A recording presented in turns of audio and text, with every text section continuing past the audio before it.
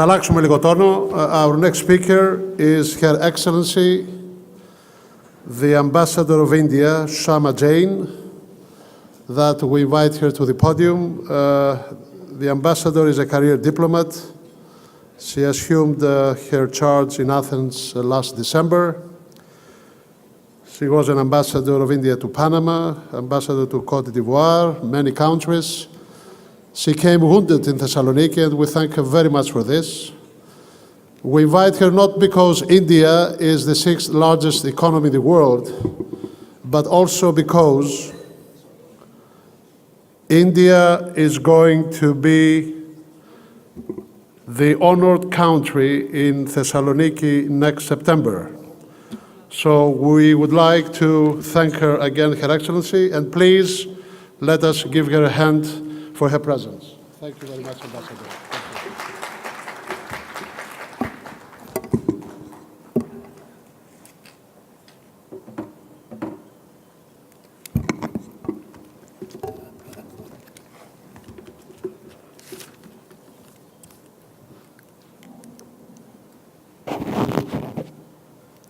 Honored ministers,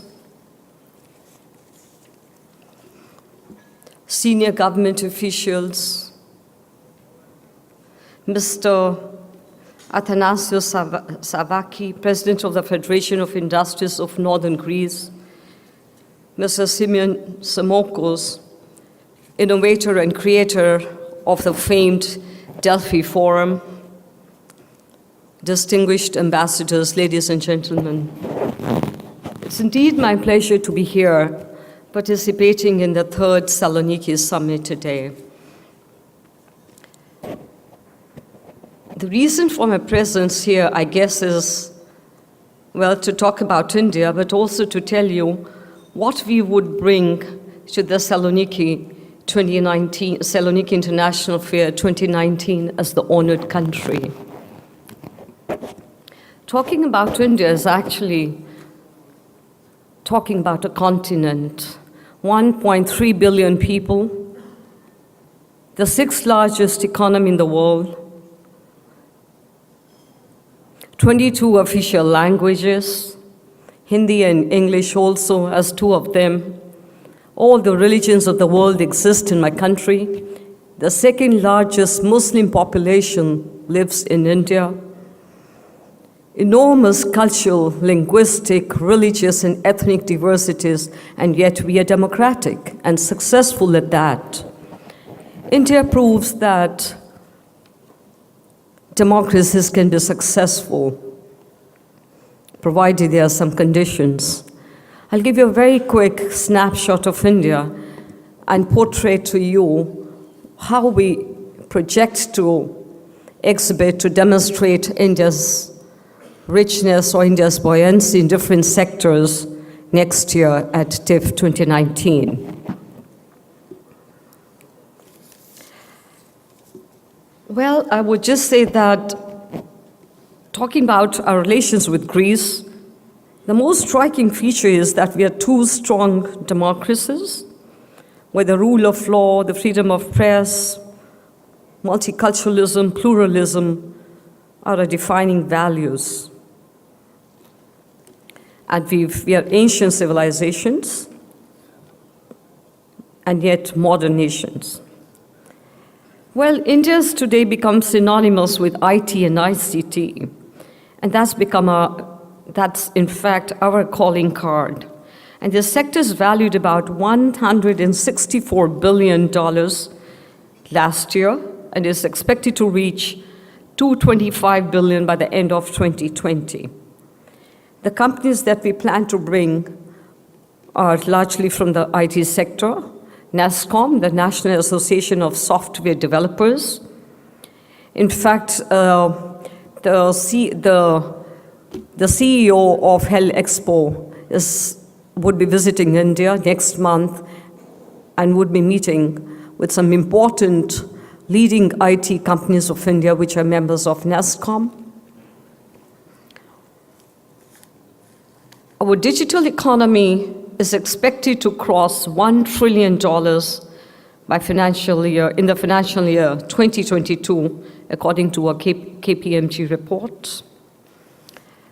Pharmaceutical industry. India is the largest provider of generic drugs globally. Our pharma industry supplies over 50%, caters to about 50% of global demand for various vaccines. We meet about 30% of generic drugs demand in the US and 25% of all medicines in the UK. And currently about 80% of the antiretrovirals globally are supplied by the Indian pharmaceutical industry. In fact, Indian pharmaceutical industry, through its good quality and inexpensive generic medicines, has contributed hugely in an enormous way to the world health sector. The poor people who cannot afford life-saving drugs, particularly these antiretrovirals for AIDS, they all have survived because of the Indian generic drugs. In fact, a couple of leading Greek pharmaceutical companies are producing medicines in India and also have their laboratories there. The pharma sector is valued at about $33 billion. Last year, that was the value. And our exports were about $18 billion last year. Health sector as well is one of the largest sectors, both in terms of revenue and employment. And that includes hospitals, medical devices, outsourcing, clinical trials, telemedicine, etc. And medical tourism, which Greece is also set to give a push to, is at present $3 billion, but it's expanding exponentially and is expected to be $6 billion in a couple of years.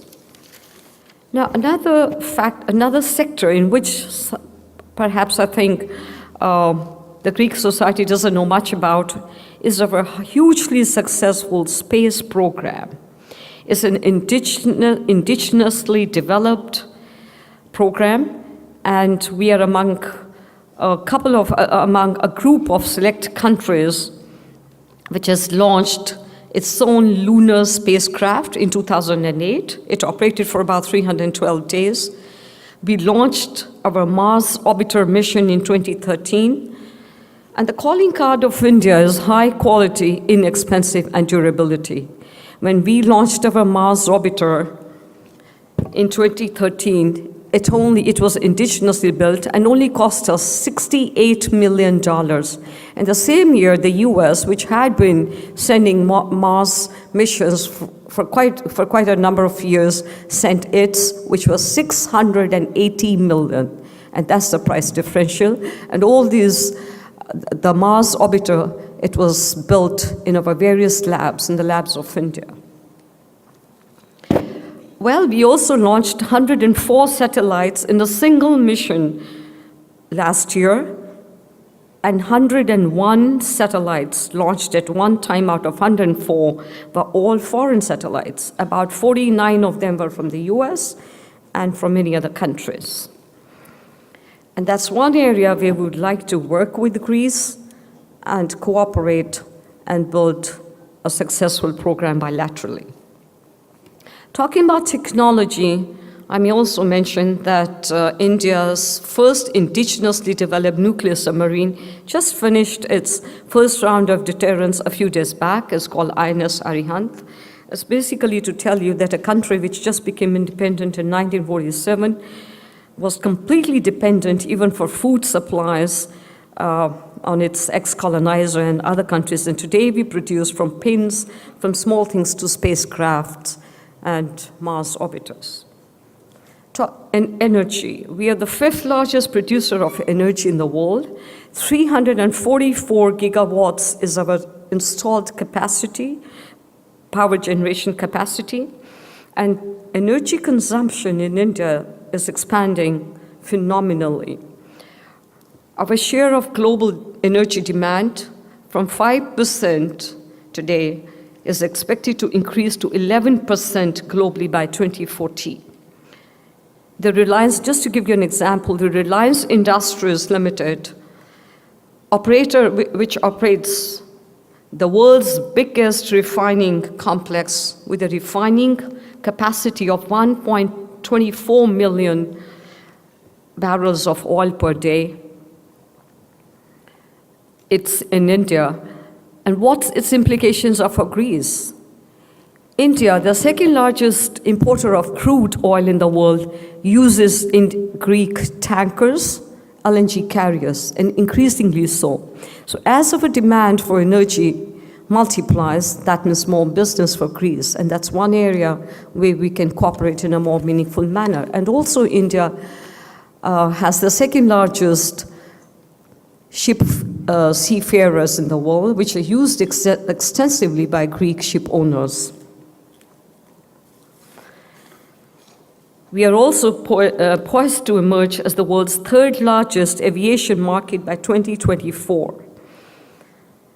Unfortunately, we do not have any direct flights between Greece and India, but that's one project on the table, needs to be negotiated.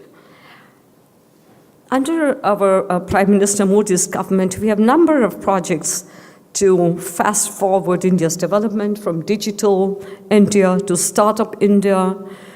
One such program is called Sagarmala, and under that project, we will be building new ports, modernizing old ones, developing inland waterways and hinterlands, and that will transform the maritime logistics infrastructure in the country, and that means this will be more productive and more beneficial to Greek ship owners. I may also mention that at times people talk about India's bureaucracy. Yes, we are a huge country with a huge bureaucracy, but our bureaucracy is marching forward today. The rules have become, bureaucratic rules have been softened. And I think we are responding to our ruling government's emphasis on flexibility and on marching ahead with the rest of the world, the progressive countries. May I mention that on the Ease of Doing Business Index of the World Bank, India jumped 23 positions this year. It jumped 30 positions last year. So that means 53 positions we've jumped on the Ease of Doing Business of World Bank Index in the last 2 years, and 65 positions since 2014. And that's a rare feat for any large country of India's size.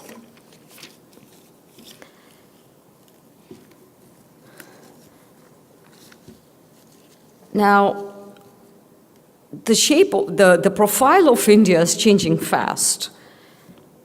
We expect that the fourth industrial revolution in India, based on new technologies, emerging technologies, artificial intelligence, blockchain, cloud computing, robotics, and all that would benefit India tremendously.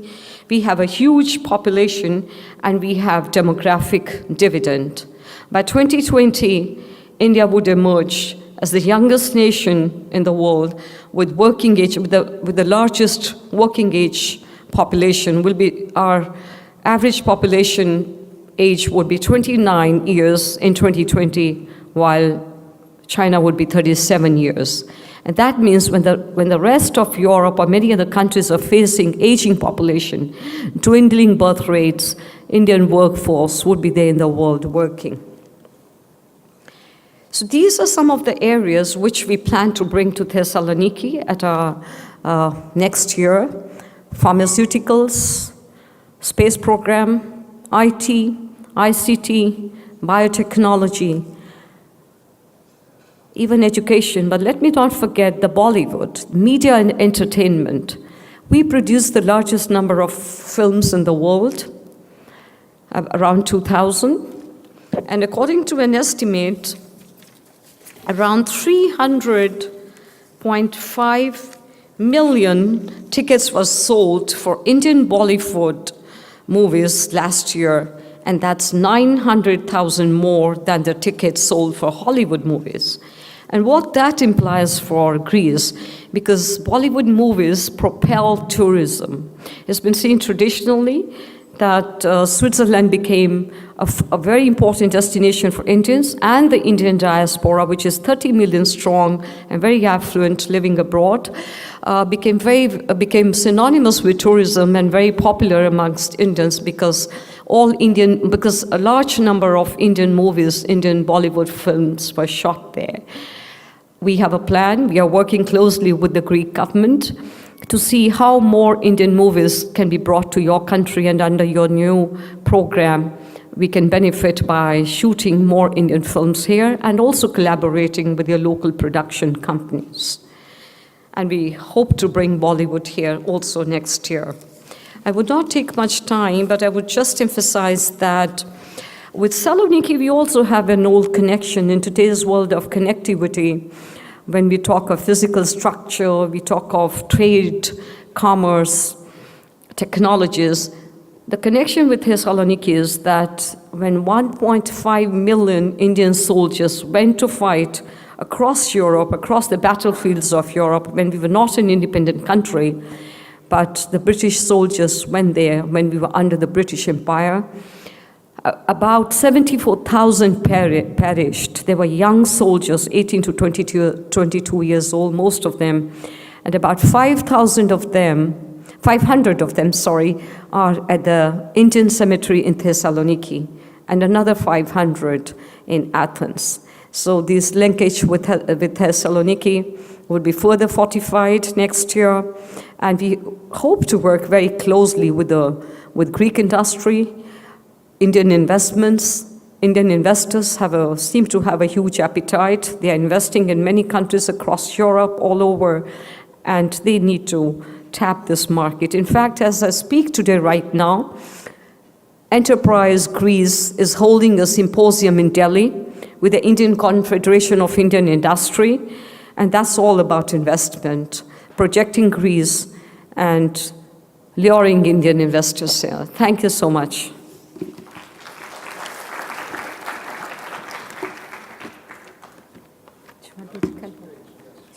Hello? Yes. Thank you very much, Your Excellency. We respect and we honor greatly the sacrifices of your people, during the Great War. And we thank you very much for your participation, an excellent overview of the Indian economy. What are you planning to do in Thessaloniki next year? What I wanted to tell you is we should not miss the opportunity that next year we need to find a way to establish a kind of a permanent body between Greece and India, which will carry on the economic and business relationship between the two countries. I think the Federation of Industries of Northern Greece, Mr. Savakis, can take the initiative that we possibly establish a kind of a business council next September, when your companies will be here, and the companies of Northern Greece, in order to have a permanent body in order to promote the relationship. I think this is something which we can think of. Maybe you can discuss with your companies when you go to India, and this is a suggestion that we may have on this. How do you respond to that? Absolutely, I could not agree more with you. This is one area where, in fact, I feel, yes, we are deficient. We indeed, we should have formed India-Greece Business Council long back. And it's a wonderful idea, and I think let's start working closely. I've met already Mr. Saviki a couple of times. I met some other important industrialists from Thessaloniki and from Athens. So I think definitely we should do it before, in fact, before India's participation, so that we can bring CEOs from India and CEOs from this country, and then we can launch it, definitely. And of course, except of your exhibition, maybe, during September, we can organize a number of, parallel sessions, because you have also a very active agricultural sector in India, which we can learn a lot from them. So maybe, a part of the exhibits, a part of the companies that we're seeking for joint ventures or trade cooperation, maybe we can get a little know-how about, industries that you are very, very, capable of. In fact, agriculture is one area where we've done tremendously well. Feeding 1.3 billion mouths is not an easy task. And today we are, in fact, exporting agriculture produce to many countries abroad. And some people may not be aware, we are one of the largest producers of food crops in the world. About 250 million tons we produced last year. We are the largest, just to give you an idea, we're the largest producer of bananas in the world, of mangoes in the world, rice, I think the second largest producer of milk in the world, fruits and vegetables, the second largest in the world. So it's, and tea also, specific kind, we consume a lot of it, but we also sell. So in fact, agriculture is indeed an area where we export, but we also import. There are tremendous opportunities for Greek yogurt, because we consume it in a large quantity, for Greek other dairy products. We are already importing kiwis from Greece, apples from Greece, dry fruits. But definitely, we also sell some agricultural equipment to your country. I think that's indeed one area, and we definitely bring our agriculturalists and exporters, importers from that sector to be present here next year. Thank you, Your Excellency. We'll continue this dialogue. As you know, we have invited the Governor of the Central Bank of India to Delphi. He has accepted to join us. So we're going to receive him in early March in Delphi. We're going to have a dialogue with him as well, and of course you are going to be invited. And as we said before, in September with Mr. Savakis, we're going to start working from now a business council between India and Greece. We thank you deeply for your participation. Okay, let us please express our gratitude to the Ambassador.